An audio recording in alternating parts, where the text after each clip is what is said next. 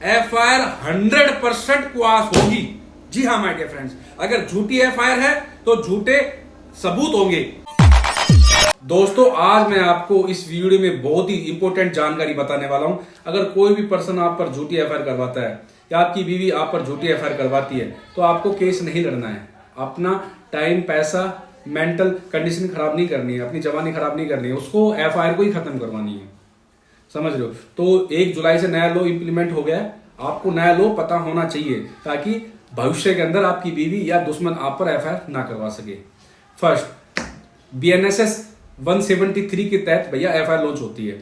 FIR launch होने से पहले प्रीलिमिनरी इंक्वायरी होगी। अब ठीक है, 14 दिन तक प्रीलिमिनरी इंक्वायरी होगी। जैसे आपकी नाम की कंप्लेन दर्ज होती है, आपके पास कॉल आता है तो आप इन्वेस्टिगेशन ज्वाइन करें और आपसे जो भी चीजें पूछी जाती है आप ईमानदारी से जवाब दें और आपके पास जो भी एविडेंस है, प्रूफ है, विटनेसेस है, आयोग को दिखाएं।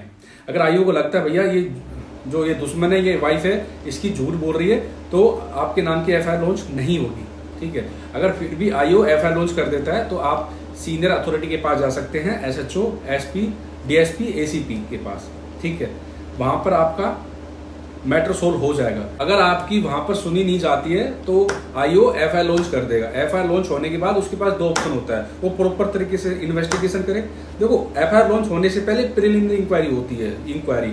ठीक है, इसके बाद FIR जैसे लॉन्च होगी फिर इन्वेस्टिगेशन होगा, प्रॉपर तरीके से इन्वेस्टिगेशन होगा। कोई भी क्राइम हो जाता है तो पुलिस वाला पर्सन जो आईओ होता है वो क्राइम सीन पर जाएगा, नक्शा नजरी बनाएगा, इन्वेस्टिगेट करेगा। अगर किसी का मर्डर हो जाता है या किसी की लड़की के साथ रेप हो जाता है तो फोरेंसिक लैब वालों के पास टेस्टिंग जाएगी। ठीक है, लड़की का मेडिकल करवाया जाएगा, स्टेटमेंट लिया जाएगा। ठीक है, अगर वहां पर कोई कैमरे उमरे लगे हुए हैं, ये सारी चीजें देखी जाएगी। कोई गवाही दे रहा है उसके सपोर्ट में तो उसके स्टेटमेंट लिखे जाएंगे। तो इस प्रकार से आईओ को क्राइम सीन पर जाना पड़ता है।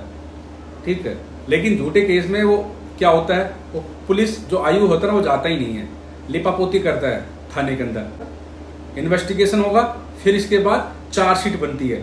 ठीक है, चार्जशीट अगर आईओ को पता चलता है कि भैया कोई क्राइम कमिट हुआ है तो वह चार्जशीट तैयार करके कोर्ट में पेश कर देता है। तो चार्जशीट में सारी चीजें मेंशन होती है, अक्यूज कौन है, विक्टिम कौन है, क्या क्या एविडेंस है, अरेस्ट मेमो, कोई भी चीज मिली हो अक्यूज पर्सन से तो वो सारी चीजें इसमें अटैच की जाती है। फिर चार्जशीट सबमिट की जाती है, फिर समन जाता है, फिर प्रोसीडिंग, कोर्ट की प्रोसीडिंग स्टार्ट होती है। एक तो ये ऑप्शन होता है आईओ के पास। एक दूसरा ऑप्शन ये होता है, अगर FIR होने के बाद इन्वेस्टिगेशन हो चुका तो आईओ को लगता है कि भैया कोई क्राइम ही कमिट नहीं हुआ, उसके पास कोई सबूत ही नहीं लगे आईओ को, तो आईओ क्या करेगा, वो फॉल्स रिपोर्ट डाल देगा।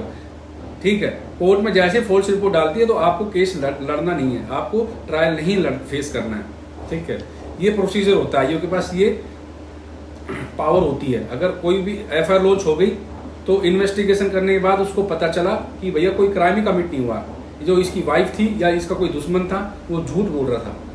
ठीक है, इसके बाद वो फॉल्स रिपोर्ट पेश कर देगा, आप बरी हो जाते हैं। अगर वो चार्जशीट कोर्ट में पेश कर देता है तो अब आपको BNSS 528 के तहत सीधा हाई कोर्ट में जाना है। जी हाँ, हाई कोर्ट में जाना है और FIR को क्वाशिंग करवानी है। जी हाँ, अगर आपके पास सॉलिड एविडेंस है, विटनेस है, गवाह है, ऑडियो वीडियो रिकॉर्डिंग है, मजबूत है आपका केस और आपको कॉन्फिडेंस है कि ये मैं हाई कोर्ट में जाऊंगा तो मेरी FIR क्वाश हो जाएगी, अगर आपको अपने एडवोकेट पर विश्वास है तो आपकी FIR 100% क्वाश होगी।